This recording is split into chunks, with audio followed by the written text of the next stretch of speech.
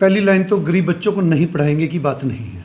हमारे पास ऑलरेडी हर स्कूल के अंदर गरीब बच्चे पढ़ रहे हैं और स्कूल किसी भी गरीब बच्चे को पढ़ाने से मना नहीं कर रहा है। मतलब मैं क्लियर कर दूं, यहाँ पे कोई भी स्कूल इसके अगेंस्ट नहीं है, लेकिन अगेंस्ट एक सिस्टम के। कोई पॉलिसी नहीं है, कोई सिस्टम नहीं है।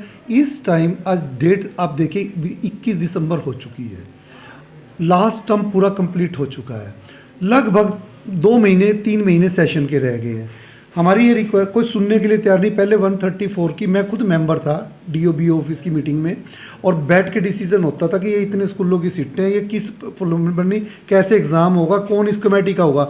इस बार कोई किसी स्कूल को कमेटी में नहीं लिया गया, ना किसी BOD ऑफिस से कोई कमेटी बनी, ना DO का तो खैर इसमें रोल नहीं है, ब्लॉक एजुकेशन ऑफिस की कमेटी कोई वो नहीं बनी। इवन मैं क्या बोलूँ, ऑफिसों से प्रिंसिपलों को जो लोग कैपेबल ही नहीं है, जिन लोगों को राइट ही नहीं है, वो प्रिंसिपलों को धमकाते हैं।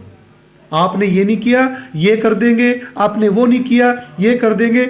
इवन मैंने ये बोला अगर आप 134 की लास्ट डेट 24 है तो 24 तक तो किसी को राइट नहीं है कि अब हमें क्वेश्चन करें। आप अगर मैं एडमिशन नहीं कर रहा हूँ और लीगली इलीगल काम कर रहा हूँ तो इलीगल कब होऊंगा मैं, जो डेडलाइन है। तो डेडलाइन की भी वेट नहीं करे, उससे पहले लोगों को वो कर रहे हैं, लोगों को पेरेंट्स को धमकाया के सिखा के भेजा जा रहा है, जाके वीडियो बना लो। और लोग इतने अग्रेसिव हो रहे हैं। यार हम लोग भी कोई टीचर हैं, प्रिंसिपल्स हैं, स्कूल में काम करने के लिए बैठे हुए हैं, कोई सुनने नहीं हो रहा। 134 एक नंबर 1। नंबर 2, जब ये 134 एक स्टार्ट हुआ था तो उसमें सरकार की तरफ से स्कूलों को हिदायत दी गई थी कि सब गरीब बच्चों को दाखिल शुरू कर दो। स्कूलों ने गरीब बच्चे दाखिल कर दिए। उसके बाद सरकार की हिदायत है कि ये हम अलॉट करेंगे। अब जो बच्चा उस टाइम अलॉटमेंट में आ गया, जो ले चुका था, आज तक उस बच्चे को एंट्री नहीं करने दे रहे अपने उसके ऊपर डैशबोर्ड के ऊपर। और उन बच्चों की एंट्री नहीं है, उनका पैसा तो किसकी बात करनी थी। एंट्री कहाँ पर नहीं है? जो इनका ऑनलाइन वो है सिस्टम है सरकार का। इवन कोई किसी भी टाइम ये लोग मैसेज आएगा ये चीज़ अपडेट कीजिए। अरे भाई जब अगर पिछला पैसा आप दे चुके हैं, स्कूल का अकाउंट नंबर आपके पास है, सब कुछ है, अब वेरीफाई करें। मतलब आप मेरे को मैसेज आया कल कि आपके स्कूल ने अभी तक आपका रिकॉर्ड नहीं डाला अकाउंट्स का। मैं चैलेंज कर रहा हूँ कि मैं अगर अपडेट मैंने नहीं किया तो कोई भी अपडेट टाइम पे नहीं करता। क्या सरकार आप लोगों को पैसा देती है 300 रुपये 400 रुपये। हम तो कह रहे हैं हमें चाहिए नहीं पैसा, अब बच्चों को अकाउंट में डाल दो पैसा, बच्चा जहाँ पढ़ना चाहेगा पढ़ लेगा, जो देना चाहेगा दे लेगा। तो ये चीज़ें कुछ चीज़ें ऐसी हैं। दूसरा इशू 9वीं से 12वीं के बच्चों का जो एक तो सबसे बड़ा इशू है, जो RTE के तहत एक सरकार की दादागिरी है कि 400 500 300 रुपये फिक्स कर रखा है। हम कह रहे जो RTE का पैसा दे दो, हम तैयार हैं। आप 20 नहीं, हमें 30% दो, 40 दो, मैं 40 बच्चा परसेंट पढ़ाने के लिए करनाल के स्कूल तैयार है। लेकिन जो RTE के रूल के हिसाब से 134 का पैसा मिलना चाहिए वो दीजिए। क्या होता है RTE जो भी है जो भी सरकारी में, मैं नहीं कह रहा हूँ क्या होता है, सरकार के जो रूल्स है उसको फॉलो करें। मेरे सभी स्कूल तैयार हैं। उसके अलावा 9 to 12 का कोई पैसा नहीं देते। कह रहे बच्चों से जो सरकारी स्कूल की फीस है वो चार्ज कीजिए। वो फीस है 25 रुपये।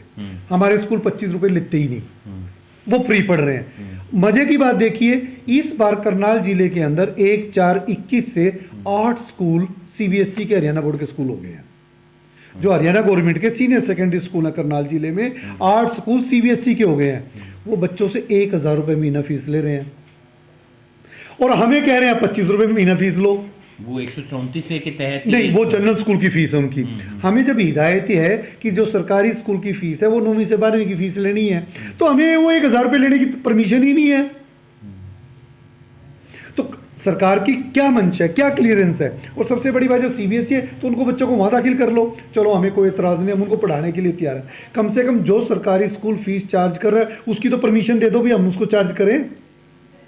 ऊपर से दूसरा इशू 8वीं क्लास के बोर्ड का, CBSE को लिख के देते हैं हम लोग कि हम लोग CBSE से अब परमिशन हो गई है, CBSE से एफिलिएशन हो गई है और हम किसी दूसरे बोर्ड का पेपर नहीं दिलवाएंगे।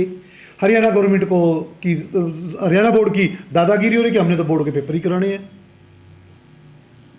हमारे CBSE स्कूल के 8वीं क्लास के पेपर बोर्ड को लेने हैं, दादागिरी चल रही है उनकी।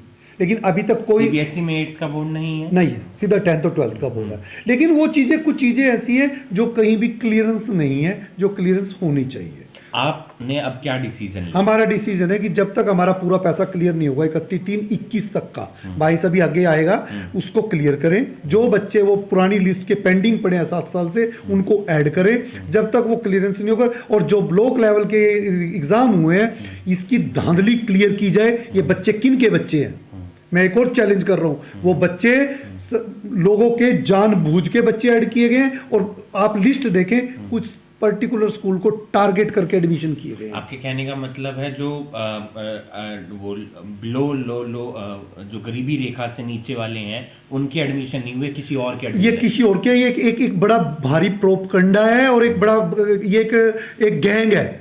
मतलब ये एक ग्रुप है जिन्होंने इस तरह के एडमिशनों को हैंडल किया है, और पर्टिकुलर स्कूलों को टारगेट बना के वहीं एडमिशन कराए गए हैं। तकरीबन कितनी सीटें होती हैं इस स्कूल के अंदर? हर स्कूल की 20% सीटें सेकंड से लेके, फॉर एग्जांपल मेरा स्कूल है, मेरे स्कूल में सेकंड क्लास में जो भी बच्चा है, नर्सरी, मेरा स्कूल CBSE का है, मेरा स्कूल हुड्डा का स्कूल है, और मैं उसको 100% कंसेशन फ्री दे रहा हूँ। नर्सरी, LK, UKG 1, जब वो बच्चा 2 में आएगा तो मैं उस बच्चे को आउट कर दूँ? मैं आपसे क्वेश्चन कर रहा हूँ, मैं उस बच्चे को आउट कर सकता हूँ क्या? मेरे उस बच्चे को 2 बच्चा या 3 बच्चे अगर वो मेरे सेकंड में आ गए, जो नर्सरी से मेरे पास पढ़ रहे हैं, सरकार उन बच्चों को मेरा 134 में मानने के लिए तैयार नहीं है। वजह वो उनका प्रोसेस करके आए, वो कह रहे नर्सरी, LK, UKG में आपने पढ़ाया, वो आपकी मर्जी है, हम तो सेकंड से देंगे, और सेकंड से भी वो देंगे जो बच्चा हमारे यहाँ से पैसा हमारी लिस्ट से आएगा।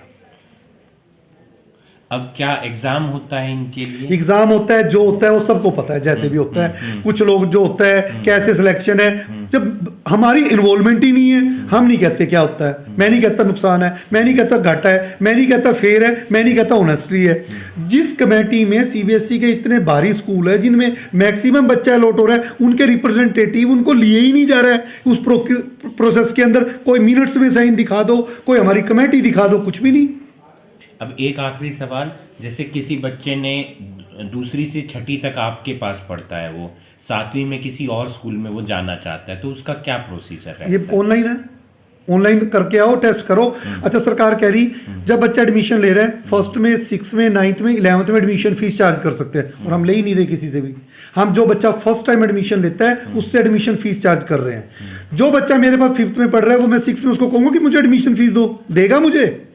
जो बच्चा मेरे पास 1 में दिया, फिर 6 में दिया, फिर 9th में आया, एडमिशन फीस देगा मुझे? फिर वो 11th में आया, एडमिशन फीस देगा मुझे? मैं 4 बार एक पेरेंट से एडमिशन फीस ले सकता हूँ?